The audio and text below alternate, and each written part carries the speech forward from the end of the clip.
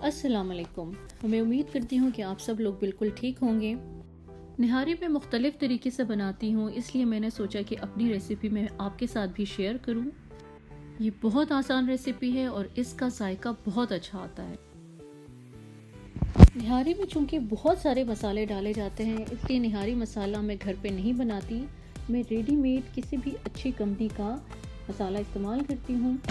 निहारी मसाले में डाले जाने वाले बहुत सारे मसाला जात जो हम डेली यूजुअली अपने घरों में इस्तेमाल नहीं करते, जिसमें उसका मेन इंग्रेडिएंट पिपली है, वो हम बिल्कुल अपने घरों में बाकी डिशेस में इस्तेमाल नहीं करते।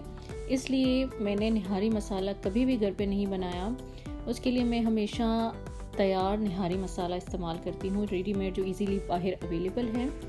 स्टार्ट करते हैं हम अपनी रेसिपी। इसके लिए हमें मटन चाहिए 1 kg, या आपने बोन का गोश्त लेना है या बीफ से भी बना सकते हैं। उसके लिए हमें चाहिए एक स्मॉल साइज़ का प्याज चॉप किया हुआ, 1 कप हमें चाहिए योगर्ट। सबसे पहले पैन में आपने 1 कप ऑयल डालना है और उसमें हमने चॉप किया हुआ प्याज ऐड करना है। बिल्कुल हल्की आंच पे इसको गोल्डन ब्राउन कर लेना है। उसके बाद हमने इसमें डाला अदरक लहसुन का पेस्ट। उसके साथ थोड़ी देर इसको भूनने के बाद हमने इसमें मटन ऐड कर दिया। मटन आपने अच्छी तरह से प्याज और अदरक लहसुन के साथ तब तक भूनना है जब तक कि गोश्त का पानी खुश्क ना हो जाए। इससे गोश्त की स्मेल बिल्कुल ख़त्म हो जाती है। गोश्त का रंग बदल जाए तो उसमें आपने निहारी मसाला डाल देना है। निहारी मसाला डालने के बाद फिर से आपने गोश्त को अच्छी तरह से भूनना है। ये तकरीबन 1 टीस्पून मैंने इसमें कश्मीरी लाल मिर्च डाली है, जो कि बिल्कुल तेज़ नहीं होती, लेकिन इससे निहारी का रंग जो बहुत अच्छा आता है। फिर आप इसमें डालें 1 कप योगर्ट। योगर्ट डालने के बाद तकरीबन 10 मिनट तक आपने इसको इसी तरह भूनते रहना है। तब तक भूनते रहें जब तक कि सारा ऑयल ऊपर ना आ जाए।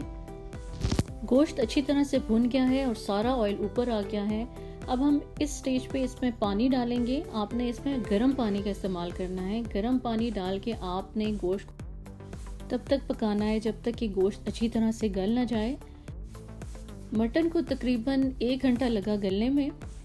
हल्की आंच पर 1 घंटे तक मैंने इसको पकाया है। अगर आप बीफ से बना रहे हैं तो आपको इससे ज़्यादा टाइम लगेगा। जब गोश्त अच्छी तरह गल जाए तो आप चूल्हा बंद कर दें। उसके बाद ये जो सारा ऑयल के ऊपर आया होगा वो आपने किसी भी चमचे से निकाल लेना है। इस ऑयल का इस्तेमाल हम आगे जाके दोबारा से करेंगे। किसी भी बर्तन में इसको निकाल के आप इसको साइड पे रख दें। अब दोबारा से चूल्हा ऑन करें। निहारी को थोड़ा सा गर्म कर लें। उसके बाद तकरीबन 2 टेबलस्पून आपने मैदा लेना है। पानी के साथ इसको अच्छी तरह घोल के पेस्ट बना लें। इसको आपने निहारी में छान के डालना है ताकि जो गुठलियाँ हैं वो निहारी के सालन में ना जाएं। ये देखिए, निहारी इस तरह आपने गाढ़ी कर लेनी है। इस सारे प्रोसेस में आपने चूल्हा ऑन रखना है, बिल्कुल हल्की आंच पे। अब आपने कवर करके इसको तकरीबन आधे घंटे तक हल्की आंच पे पकाते रहना है ताकि जो आटे का कच्चापन है वो ख़त्म हो जाए। ये निहारी बिल्कुल तैयार है। इसको आप डिश आउट करें। अगर आप डाइट कॉन्शियस हैं तो आप ऐसे भी निहारी खा सकते हैं विदाउट ऑयल, लेकिन निहारी के लोग तो इस तरी से आती है, इसलिए जो हमने वो तरी पहले निकाल ली थी उसका इस्तेमाल अब हम करेंगे। अब आपने डिश आउट करने के बाद इस तरह ये ऑयल निहारी के ऊपर अच्छी तरह से डाल देना है। इससे निहारी का कलर और लुक एकदम से चेंज हो जाएगा, बहुत अच्छा लुक आता है। यहाँ पे अभी लाइटिंग इतनी अच्छी नहीं है इसलिए आपको शायद सही नज़र नहीं आ रहा, लेकिन ये वैसे बहुत अच्छा लगता है। जब आप खुद ट्राई करेंगे तो आपको बहुत अच्छी लगेगी ये डिश। थोड़ा थोड़ा चम्मच ऐसे अंदर की तरफ करें ताकि ऑयल जो निकाला था, क्योंकि उसके अंदर भी मसाला था थोड़ा बहुत, तो उसका टेस्ट भी इस ग्रेवी में शामिल हो जाएगा। ये बहुत मज़े की बनती हैं, आप इसको ज़रूर ट्राई करें।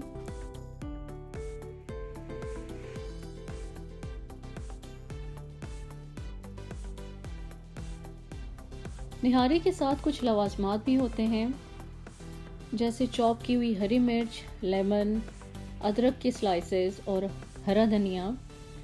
ये सब निहारी के साथ रखना बहुत ज़रूरी है, इससे निहारी खाने में बहुत मज़ा आता है। आप ये रेसिपी ज़रूर ट्राई करें और मुझे फीडबैक देना ना भूलें। अगर आप मेरी तरह कम ऑयल खाना पसंद करते हैं तो इस तरह आप बग़ैर तरीके भी ये निहारे एंजॉय कर सकते हैं। इससे इसके टेस्ट में कोई फ़र्क नहीं आता। अगर आपको मेरी ये रेसिपी अच्छी लगी है तो मेरी वीडियो को लाइक करें और मेरे चैनल को सब्सक्राइब करें। वीडियो एंड करने से पहले मैं निहारी मसाले का रिव्यू देना चाहती हूँ। मैंने शान का निहारी मसाला इस्तेमाल किया है। अगर आप डब्बे के पीछे लिखी हुई तरकीब से निहारी बनाएंगे तो उससे मसालों का बहुत तेज़ फ्लेवर आता है, इसलिए मुझे उनकी तरकीब ज़्यादा पसंद नहीं आई। मैंने अपने तरीके से निहारी बनाई। इस तरीके से मसालों का बहुत बैलेंस फ्लेवर आ रहा है। आप ज़रूर ट्राई करें, आपको बहुत ये रेसिपी अच्छी लगेगी। इंशाल्लाह मिलते हैं अगली रेसिपी के साथ। अपना बहुत ख्याल रखिएगा। अल्लाह हाफ़िज़।